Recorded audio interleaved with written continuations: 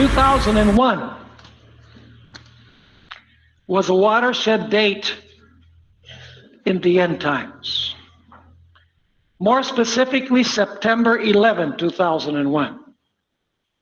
The date when the two towers in New York City came tumbling down and a plane crashed into the Pentagon, killing over 3,000 people.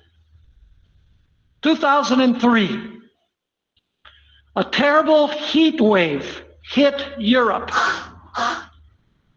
What you might not know is that as a result of that heat wave, 72,210 people died in the summer of 2003. 2004, the Asian tsunami, more specifically December 26, 2004, off the west coast of Sumatra. It was an earthquake, 9.0 on the Richter scale, that caused a tsunami that killed 225,000 people, injured 1 million, and left millions of others homeless. It was the third largest earthquake ever recorded. Some witnesses say that the waves reached a height of 98 feet. It's hard to conceive of a wave that high. 2005, Katrina, more specifically August 29, 2005. Because we live in a country where there are evacuation plans and there are shelters, and we have a well-organized team of rescue individuals, the death toll was only 1,833. It would have been much higher if it had been in another country. The hurricane caused $81 billion in damage. 2005, the Kashmir earthquake caused death to 73,338 people. 2008, Tropical Cyclone Nargis, more specifically on May 2, 2008, killed 138,000 people. 2008 also, in Sichuan, China, an 8.0 earthquake took place, more specifically May 12, 2008. 70,000 people killed, more than 18,000 missing, at least 18 million people left homeless, $146 billion in damages. 2010, Haiti, more specifically Port-au-Prince, January 12, 2010. A 7.0 earthquake killed 316,000 people, 300,000 injured, 1 million left homeless. 2010, Chile, February 27, 2010. In fact, 8.8 earthquake on the scale of Richter, 6th largest earthquake ever recorded.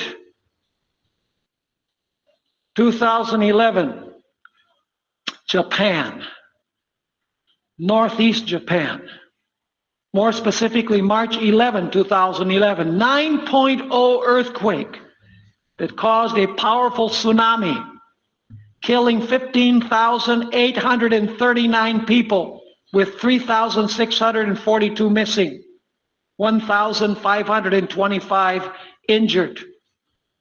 The tsunami caused a major nuclear disaster. An entire city was swept away. Those of you who remember watching on television could see the cars being swept away like toys, and that water coming over the retention wall and going more than a mile inland. 2012, Hurricane Sandy, more specifically October 29, 2012. This was the largest Atlantic hurricane on record.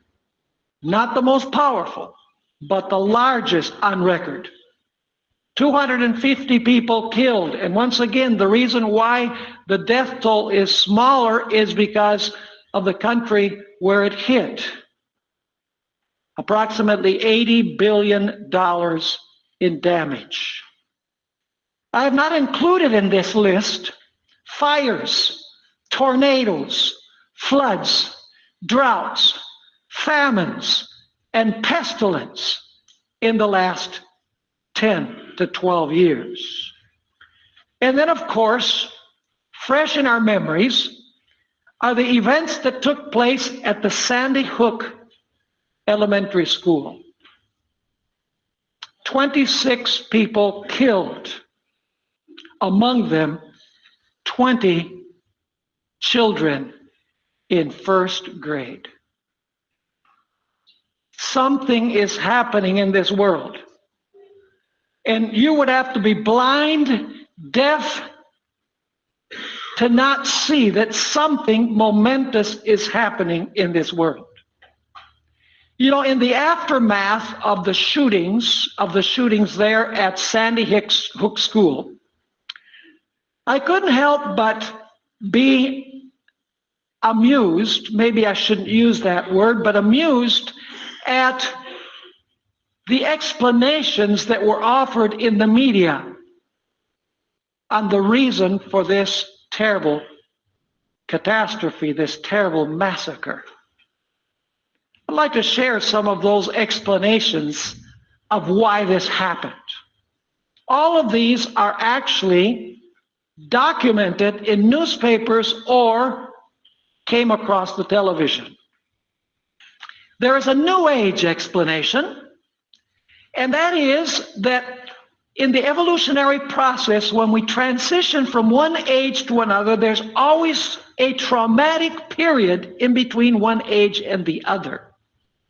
See, they say we're about to enter the age of Aquarius. You probably heard in the news media that we need more strict mental health screening. That perhaps that was the reason why this individual went off the deep end. If we'd had better mental health screening, perhaps it wouldn't have happened. And then there are those who say the reason why this happened is because of guns. If we could just get rid of the guns, then you wouldn't have this type of massacre. Others blame the violent media culture, video games, violent television programs, and violent music. Still another individual said it was because of parental neglect. I heard at least one person say that it was God who did this. People blame God for what happened in Sandy Hook and what is happening in the world. After the school shootings, someone who I'm sure you've heard of, Mike Huckabee, who used to be a Baptist preacher, turned political commentator, came and offered an explanation saying that abortion, gay marriage, no prayer in public schools, no 10 Commandments in our courtrooms is what led God to allow this to happen. And so there are all sorts of explanations about why the school shootings took place at Sandy Hook and why all of these things are happening on a global scale, precipitating more and more every day. But you know what? There's one explanation which is notorious for its absence. I never heard anyone on television or in the newspapers say that these things have been caused by the devil. Interesting. that no one would blame the devil. You know, it's interesting that many people in the world today don't even believe that there is a devil. I would dare say that many of those who are involved in the media, they might believe in the existence of God, but it's doubtful whether they believe in the existence of the devil. The devil is the hidden culprit. And we're going to notice that the devil has a specific agenda in causing these things. He's allowed to do it by God because human beings have said, we don't want you, God.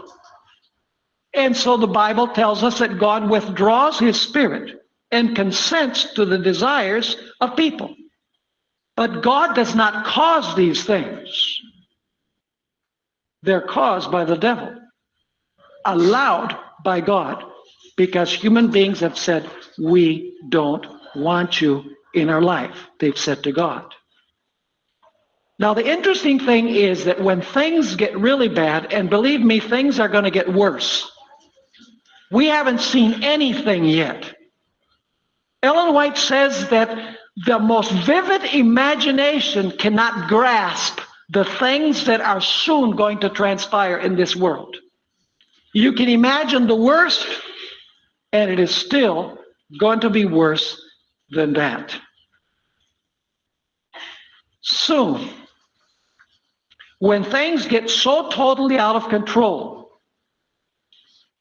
that none of these explanations will actually be satisfactory,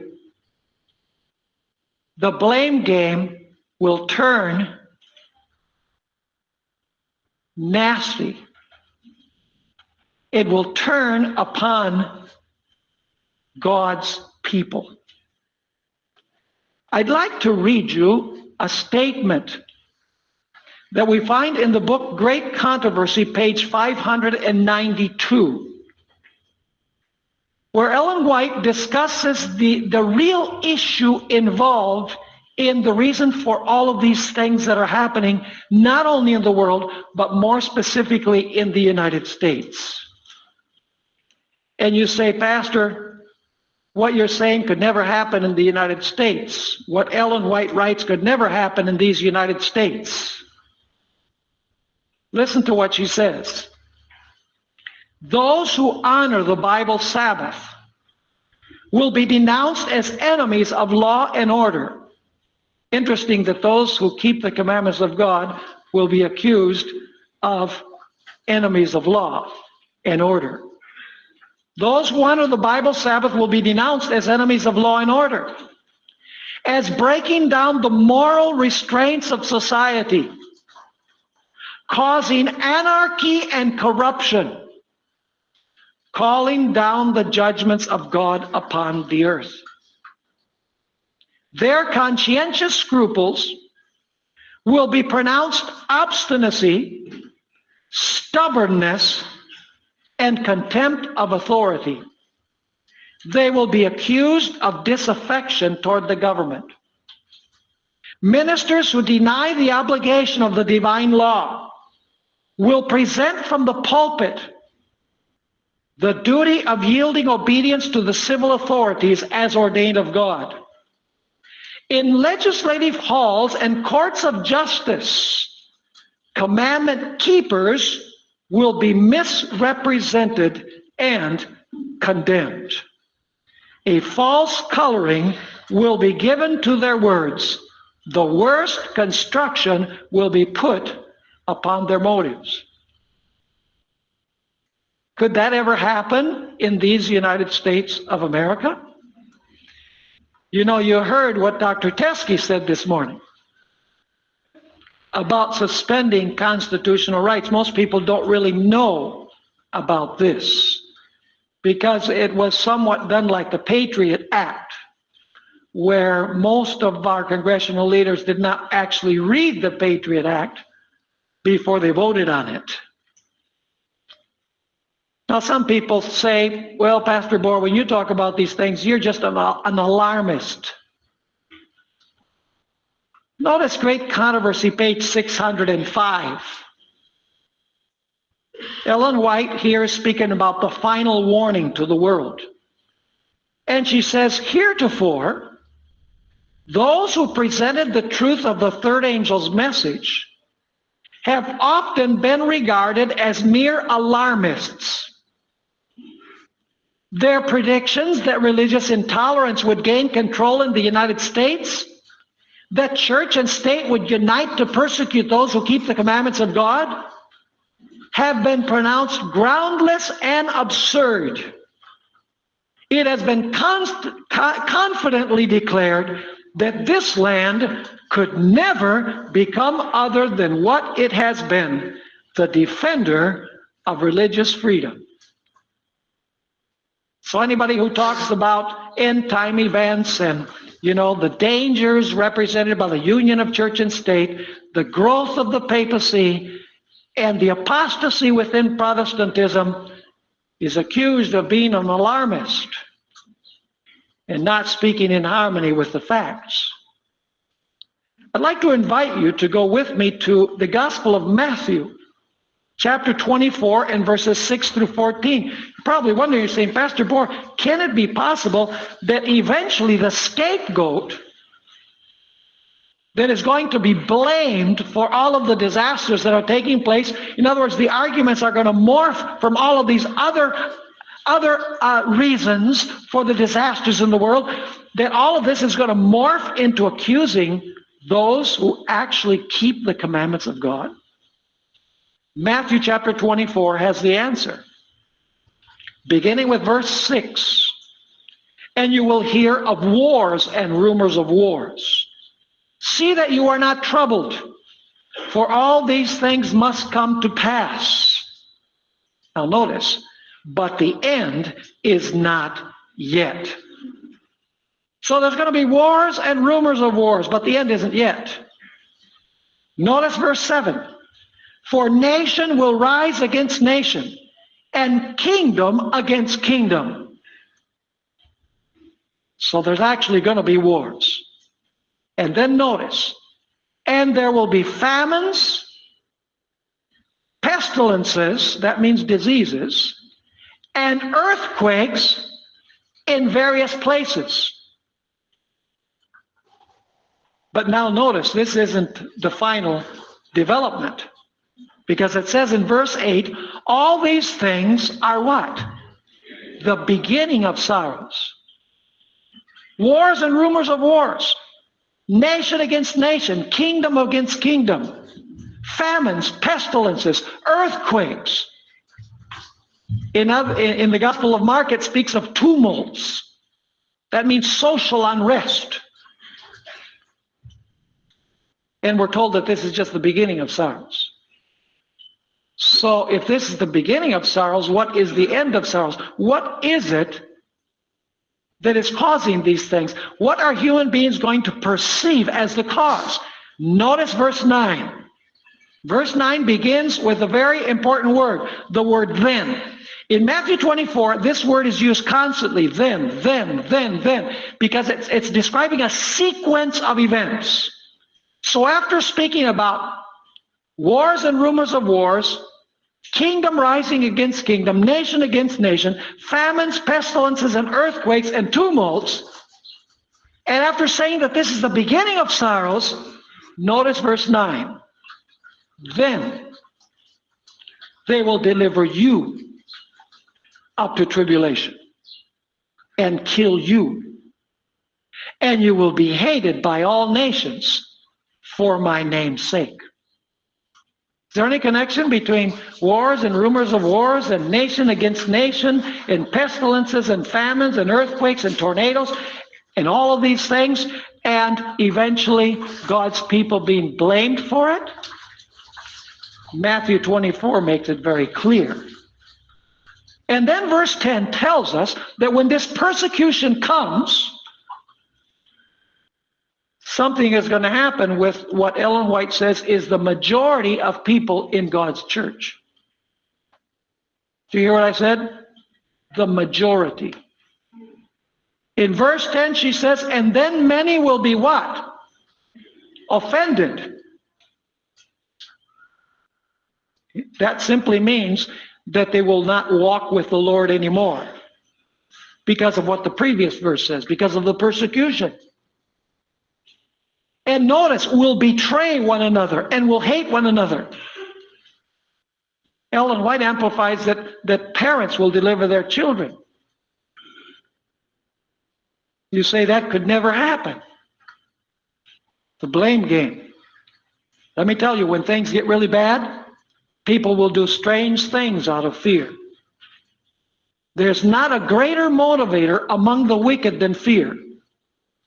And there's not a greater motivator among the righteous than love.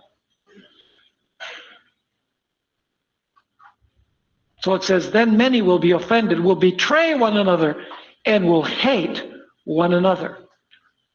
And then we're told in verse 11, then many false prophets will rise up and deceive many. What are the false prophets going to say?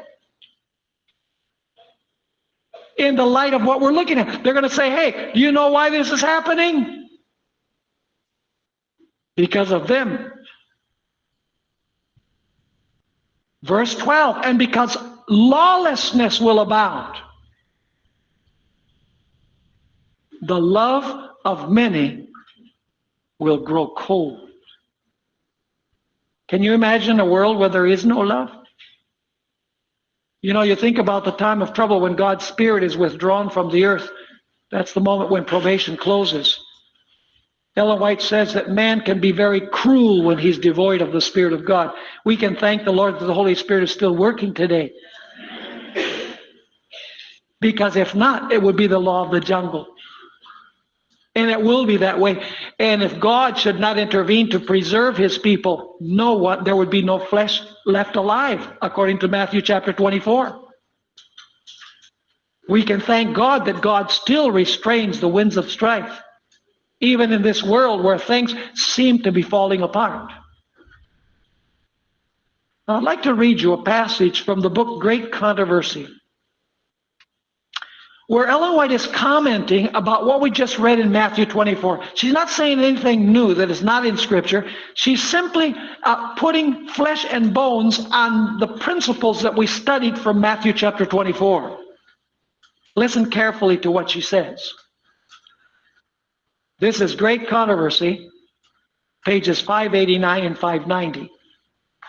Satan works through the elements, also to garner his harvest of unprepared souls. He has studied the secrets of the laboratories of nature. Can the devil manipulate weather? Can he cause earthquakes? Can he cause famines and pestilences? Absolutely. He has studied the secrets of the laboratories of nature. And he uses all his power to control the elements as far as God allows. When he was suffered to afflict Job, how quickly flocks and herds, servants, houses, children were swept away, one trouble succeeding another as in a moment. Listen carefully now. It is God that shields his creatures and hedges them in from the power of the destroyer. But the Christian world have shown contempt for the law of Jehovah. And the Lord will do just what he has declared that he would. He will withdraw his blessings from the earth and remove his protecting care from those who are rebelling against his law and teaching and forcing others to do the same. Now listen carefully what I'm going to say. In the end of time, what's going to happen is there's going to be God's faithful people are going to be blamed for all of the natural calamities that are taking place. And what the ministers are going to say is, God is angry at us because we have allowed them to exist contrary to what God has established, honoring Jesus by keeping Sunday in honor of his resurrection. Unless we get rid of them, things are going to continue getting worse and worse. So in order to appease God, what an image of God, folks. In order to appease God's anger, we have to enforce Sunday observance. What kind of image of God is that? Earning God's favor. You know, and Adventists are accused of being legalists. There's no greater legalism than saying that, you know, if we behave ourselves, you know, if we forbid abortion, and by the way, I'm against abortion, and if we forbid gay marriage, I'm against gay marriage as well, and all of these things, you know, but if we do that, then God is going to favor us again. We're going to earn his favor, and we're going to turn away his anger. Ellen White continues saying, speaking about Satan, he will favor and prosper some in order to further his own designs. And he will bring trouble upon others and lead men to believe that it is God who is afflicting them, while appearing to the children of men as a great physician who can heal all their maladies. He will bring, now listen, this hasn't exactly happened yet. He will bring disease and disaster until populous cities. What is a populous city? Sanger? I have nothing against Sanger, by the way. Selma? No, I would not consider those populous cities. Los Angeles, San Francisco,